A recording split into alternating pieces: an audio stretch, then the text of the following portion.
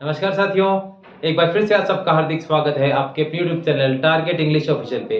और साथियों, आज के सेशन में मैं आपको बताने वाला हूँ मॉडर्न एज के वेरी इंपॉर्टेंट क्वेश्चंस के बारे में। तो ध्यान से सुनिएगा और सभी इंपॉर्टेंट क्वेश्चंस को न केवल राइट डाउन करें बल्कि इनको ध्यान से पढ़ते भी जाएं, क्योंकि किसी प्रकार की गलती की गुंजाइश हमारे लिए अभी नहीं होने वाली है। तो चलिए बिना देरी के शुरू करते हैं मॉडर्न एज के वेरी इंपॉर्टेंट क्वेश्चन। इसमें फर्स्ट वन, आप इसमें सबसे पहले टाइमिंग देख लें, 1901 to 1945। Question number 1, the literature of modern period was full of experiments, innovations and fragmentation। अब यहाँ fragmentation की अगर बात की जाए मीनिंग की, then it is a विखंडन। माने मॉडर्न पीरियड का जो लिटरेचर है वो एक्सपेरिमेंट से, इनोवेशन और फ्रेगमेंटेशन से भरा हुआ है। जैसे कि हम इस चीज को अच्छे से देख भी सकते हैं, बट ये तो सिर्फ आप इसकी बेसिक आउटलाइन ही माने, ये कोई इंपॉर्टेंट क्वेश्चन नहीं बनेगा, सिर्फ ये एक इसकी बेसिक आउटलाइन ही है। The literature of modern period, while we are talking about the timing of 1901 to 1945, then the literature of that time was full of experiments, innovation and fragmentations. तो ये सिर्फ इसकी आउटलाइन है। अब इसमें देखें, नेक्स्ट वन है पॉपुलैरिटी ऑफ फ्री वर्स। ये एक इंपॉर्टेंट क्वेश्चन है, इसमें आप देख लें,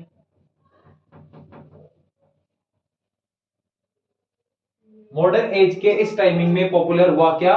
free verse. Popularity of free verse means free verse got popularity in modern age during 1901 to 1945। Second important question, major writers की अगर बात की जाए तो इसमें मेजर राइटर्स में देखो, मैं आपको फर्स्ट वन हम डिस्कस करेंगे पोइट्स के बारे में, देन हम मूव करेंगे नॉवेलिस्ट के बारे में, देन हम डिस्कस करेंगे ड्रामेटिस्ट के बारे में।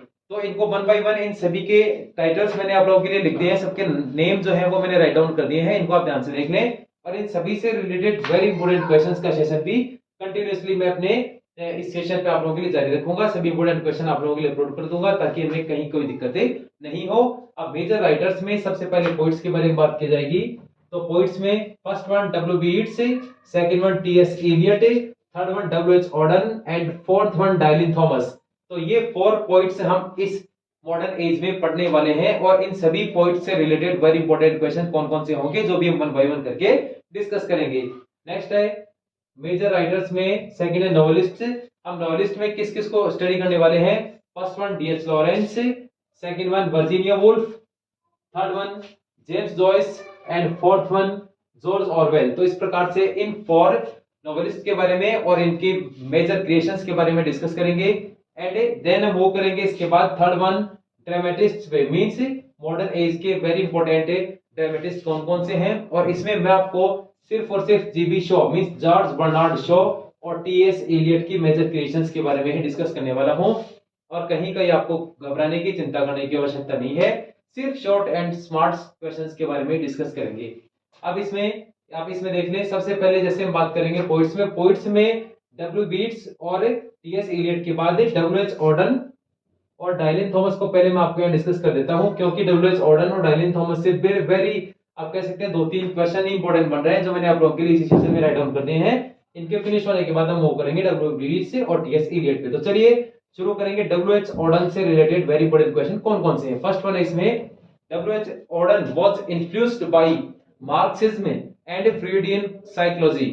माने W.H. Auden जो है वो प्रभावित थे मार्क्सवाद से, और न केवल मार्क्सिज्म से वो प्रभावित थे बल्कि फ्रॉइडियन साइकोलॉजी से भी वो प्रभावित थे। तो इसमें अगर बात की जाए फ्रॉइडियन साइकोलॉजी की तो इसमें बहुत अलग अलग क्वेश्चन है, बट आप इसको सिर्फ हम स्मार्ट क्वेश्चंस की बात कर रहे हैं तो आप इसमें ये देख लें अच्छे से, W.H. Auden was influenced by Marxism and Freudian psychology। अब इनमें इनके द्वारा जो कौन कौन से मेजर क्रिएशंस हैं वो मैं आपके लिए राइट डाउन कर सकता हूं। फर्स्ट वन है इन मेमोरी ऑफ W.B. Yeats, माने in memory of W.B. Yeats was written by W.H. Auden in the memory of W.B. Yeats।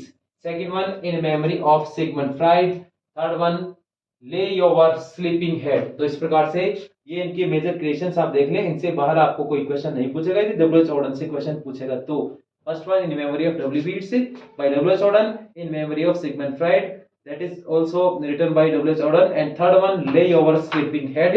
अब इसमें एक बात और आप अच्छे देख लें, this poem is also known as lullaby। तो इस प्रकार से ये 3 मेजर क्रिएशंस हो गई आपके डब्ल्यूएच ऑर्डन की। और इसके बाद यदि हम बात करें, देखें साथियों, इसमें डायलिन थॉमस नेक्स्ट वन है। और डायलिन थॉमस से ये एक वेल्श पोइट थे, और इनमें सिर्फ इनसे रिलेटेड दो ही मेजर क्वेश्चन है। First one, poetry romantic in nature, माने डायलिन थॉमस की जो पोइट्री थी वो नेचर, उनका अगर बात की जाए पोइट्री के नेचर की, then that is romantic in nature. And second one, ये पोइम से रिलेटेड इनका क्वेश्चन बनता है, तो सिर्फ दो ही पोइम आपको ध्यान रखनी है। फर्स्ट वन है Fern Hill and second one है radio drama. Fern Hill and radio drama, these two well known poems were composed or written by Dylan Thomas. While we are talking about W.H. Auden, then here we have already written down three important works of W.H. Auden. First one, In Memory of Edward Beats, second one, In Memory of Sigmund Freud, third one, Lay Your Sleeping Head. तो इस प्रकार से W.H. Auden और डायलिन Thomas से related जो भी दो तीन इंपॉर्टेंट क्वेश्चन है वो यहाँ कंप्लीट आपके हमारे W.H. Auden और डायलिन थॉमस आपको यहाँ क्लियर है। रिवीजन के हिसाब से आप लोग सिर्फ इन्हीं को देखना है, डब्ल्यूएच ऑर्डन एंड डायलिन थॉमस की दो तीन क्वेश्चन आपके सामने इंपॉर्टेंट मैंने राइट डाउन कर दिए हैं। अभी इसके बाद हम मूव करेंगे डब्ल्यू बीट्स और टीएस इलियट के इंपॉर्टेंट क्वेश्चंस पे, देन हम मूव करेंगे नॉवेलिस्ट और ड्रामेटिस्ट के। फिर इस प्रकार से मॉडर्न एज हमारा कंप्लीट हो जाएगा, और मॉडर्न एज के फिनिश होने के बाद नेक्स्ट वन हम मूव करेंगे जो हमारा अगला सेशन होगा। तो इस प्रकार से साथियों आज के सेशन में बिल्कुल शॉर्ट सेशन रखा है, आपका ज्यादा समय भी नहीं लूंगा, और बिल्कुल इस शॉर्ट सेशन में आप लोगों को मैंने एक तरह से मॉडर्न एज की न केवल शुरुआत की बल्कि उसकी आउटलाइन भी क्लियर कर दी है।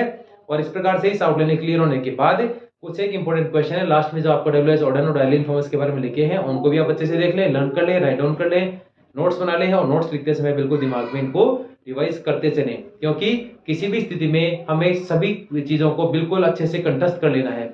और जैसे कि हर बार कहता हूं आपको, किसी प्रकार के मन में डर का कोई भाव नहीं होना चाहिए। यदि आपकी अच्छी प्रिपरेशन है तो बिल्कुल पूरे कॉन्फिडेंस के साथ सभी क्वेश्चंस को अच्छे से लर्न कर लें।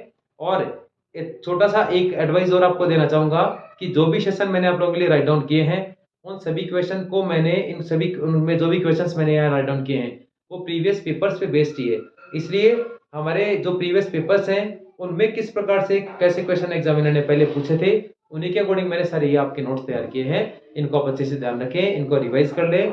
फिर इसके बाद मॉडर्न एज को फिनिश होने के बाद नेक्स्ट हम बात करेंगे आपके मॉडर्न एज के फिनिश होने के बाद इससे लिटरेरी पीरियड्स के सेशन के फिनिश होते ही फिर हम बात करेंगे मैराथन क्लासेस की। तो साथियों मैराथन क्लासेस से जुड़कर आप लोग ग्रामेटिकल पोर्शन आपका जितना भी है उसका बिल्कुल फटाफट से टारगेट रहेगा 15 डेज के अंदर अंदर आपका मैराथन क्लासेस में जो भी ग्रामेटिकल पोर्शन है उसका सेशन कंप्लीट कर दूं, और उसमें वेरी इंपॉर्टेंट क्वेश्चन लेकर आऊंगा। तो बराबर चैनल पे बने रहिए और सभी चीजों को अच्छे से याद करते रहें पूरी उम्मीद और पूरे विश्वास के साथ। तो साथियों मिलते हैं अगले सेशन में, तब तक के लिए टेक केयर, जय हिंद जय भारत।